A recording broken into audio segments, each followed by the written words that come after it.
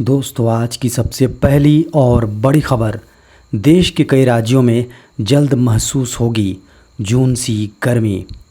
Sky met weather के मुताबिक पूर्वोत्तर भारत को छोड़कर देश के अधिकांश हिस्सों में अधिकतम तापमान धीरे धीरे बढ़ने की संभावना है। हालांकि कुछ इलाकों में अभी 1-2 दिन बादल छाए रहेगा। वहीं कम से कम अगले 2 से 3 दिनों तक लू की स्थिति बनने की उम्मीद नहीं है। झारखंड में 21,680 कोरोना बेड तैयार। झारखंड में कोरोना के बढ़ते मामले को लेकर सोमवार को सदर अस्पताल में मॉक ड्रिल किया गया।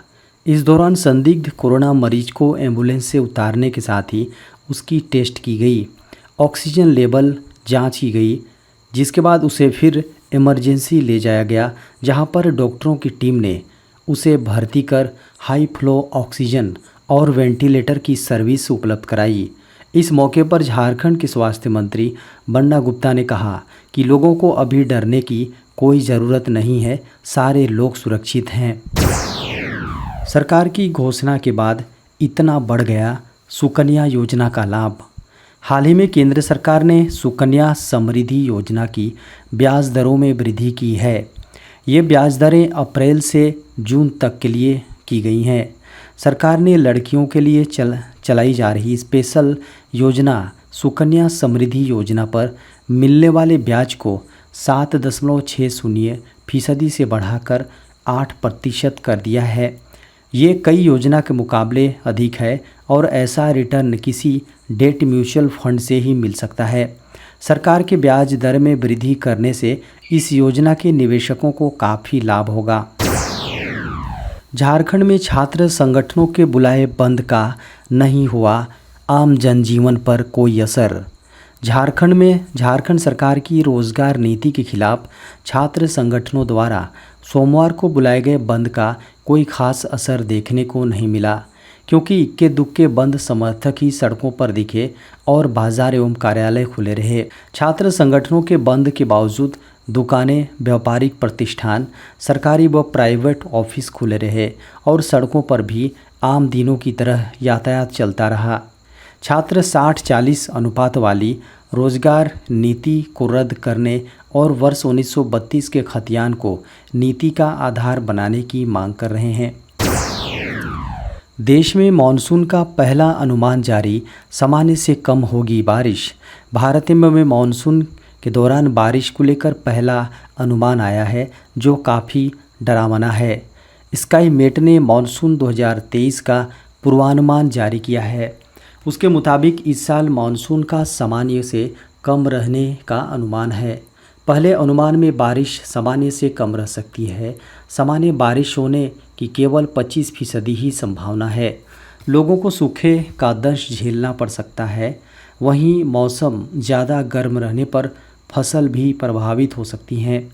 LPA यानी लॉन्ग पीरियड कवरेज का 94% बारिश होने का अनुमान है। वहीं सूखा पड़ने की भी 20% संभावना है। भारत मौसम विज्ञान विभाग भी जल्द ही अपने वार्षिक मानसून पूर्वानुमान की घोषणा कर सकता है। भारत के लगभग आधे से ज़्यादा किसान अपने खेत में चावल, मक्का, गन्ना, कपास और सोयाबीन जैसी फसलों को उगाने के लिए वार्षिक जून-सितंबर बारिश पर निर्भर करते हैं। स्काईमेट को उम्मीद है कि देश के उत्तरी और मध्य हिस्सों में बारिश की कमी का खतरा बना रहेगा। केंद्र की सेना भर्ती योजना पर सुप्रीम कोर्ट की मुहर। सुप्रीम कोर्ट के फैसले से जुड़ी बड़ी खबर सामने है।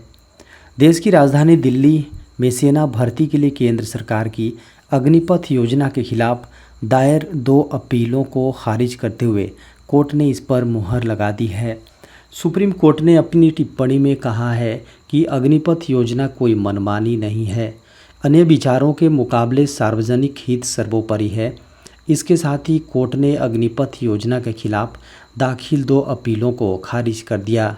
कोर्ट ने यह भी कहा कि इस योजना के शुरू होने से पहले चयनित हो चुके कैंडिडेट को नियुक्ति का अधिकार नहीं है। बता दें कि सेना बहाली की अग्निपथ योजना को लेकर पूरे देश में भारी विरोध हुआ था।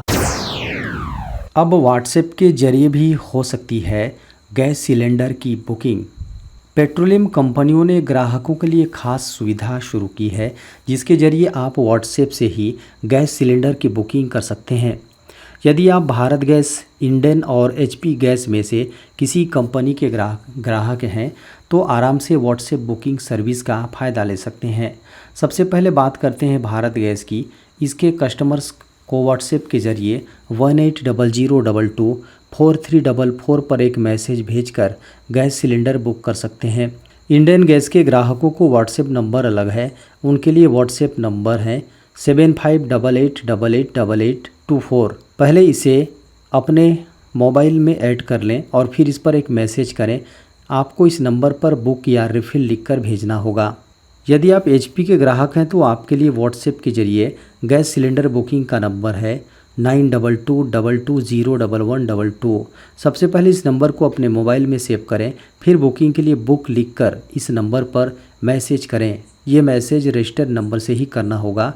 इस नंबर पर अपने रजिस्टर्ड नंबर से बुक लिखकर भेजें तो ऑर्डर डिटेल सेव हो जाएगी। झारखंड में सरकारी शिक्षकों का स्थानांतरण की प्रक्रिया शुरू। झारखंड में टीचरों के स्थानांतरण की प्रक्रिया शुरू कर दी गई है। झारखंड के सभी शिक्षकों को 18 अप्रैल तक human resource management system portal पर प्रोफाइल अपडेट करने का निर्देश दिया गया है। 18 से ही स्कूलों में अधिक सरप्लस पाए गए शिक्षकों के स्थानांतरण के लिए आवेदन लिए जाएंगे। ये शिक्षक 28 अप्रैल तक ऑनलाइन आवेदन कर सकेंगे। इनका तबादला जिला के अंदर होगा। वहीं गंभीर रूप से बीमार शिक्षकों के अंतर जिला स्थानांतरण की प्रक्रिया 25 अप्रैल से शुरू कर दी जाएगी। शिक्षा विभाग ने जिलों के माध्यम से शिक्षकों को निर्देश दिया है कि जिन शिक्षकों का HRMS पर प्रोफाइल नहीं बना है या फिर जिनका बना हुआ है वे सभी 18 अप्रैल तक इसे अपडेट कर लें। HRMS प्रोफाइल अपडेट होने से ही शिक्षकों के तबादले की प्रक्रिया आगे बढ़ सकेगी। निर्देश दिया है कि इसे सबमिट करने से पहले अंतिम रूप से यह ज़रूर देख लें कि उनके द्वारा दी गई सभी जानकारी सही है या नहीं। देश में कोरोना ने पकड़ी रफ्तार, इन राज्यों में बिगड़े हालात। भारत में कोरोना वायरस एक बार फिर गंभीर रूप धारण करता जा रहा है। देश में पिछले कई दिनों रोज़ाना 5000 से ज़्यादा नए कोरोना मामले सामने आ रहे हैं। केंद्रीय स्वास्थ्य मंत्रालय की ओर से जारी रिपोर्ट के अनुसार देश में पिछले 24 घंटे के भीतर कोरोना के 5880 नए दर्ज किए गए हैं, जबकि इस दौरान कोरोना संक्रमण के कारण से 14 लोगों की मौत हो गई है। इसके साथ ही देश में कोरोना के सक्रिय मामलों की संख्या बढ़कर 35,199 हो गई हैं। इसके साथ ही भारत में के कुछ राज्यों में कोरोना संक्रमण की स्थिति ज़्यादा गंभीर बनी हुई है, जिसको लेकर राज्य सरकार प्रशासन चिंतित है। इस क्रम में पुडुचेरी, हरियाणा जैसे कई राज्यों में मास्क पहनना अनिवार्य कर दिया गया है, जबकि कुछ राज्यों में कोरोना वायरस से बचाव के लिए बूस्टर डोज दिए जाने के निर्देश दिए गए हैं। जिन राज्यों में कोरोना तेज़ी के साथ पैर पसारता जा रहा है उनमें दिल्ली, महाराष्ट्र, गुजरात, केरल जैसे राज्य हैं। महाराष्ट्र में कोरोना के 788, दिल्ली में 755 नए मामले रिकॉर्ड किए गए हैं। केंद्रीय स्वास्थ्य मंत्रालय की ओर से जारी आंकड़ों के अनुसार पिछले 24 घंटे के भीतर कोरोना वायरस के 5880 नए मामले दर्ज किए गए। इसके साथ ही देश में कोरोना के सक्रिय मामलों की संख्या बढ़कर 35,199 हो गई।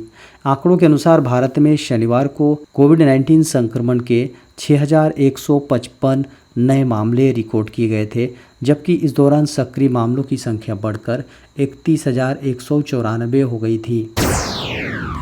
12वीं पास छात्रों को यूजीसी ने किया सावधान, फर्जी संस्थानों से रहें दूर। देश में अधिकतर बोर्ड के एग्ज़ाम ख़त्म हो गए हैं। ऐसे में 12वीं के बोर्ड एग्ज़ाम देने वाले छात्रों को कॉलेजों में नामांकन के लिए भाग दौड़ करनी पड़ती है। इसी संबंध में यूनिवर्सिटी ग्रांट्स कमीशन यानी यूजीसी ने छात्रों को अलर्ट जारी किया है।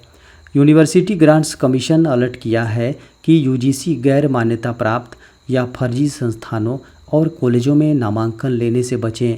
इसके साथ ही सलाह दी गई है कि यूजीसी ने देश में ऐसे 27 फर्जी हायर एजुकेशनल इंस्टीट्यूशन का पता लगाया है।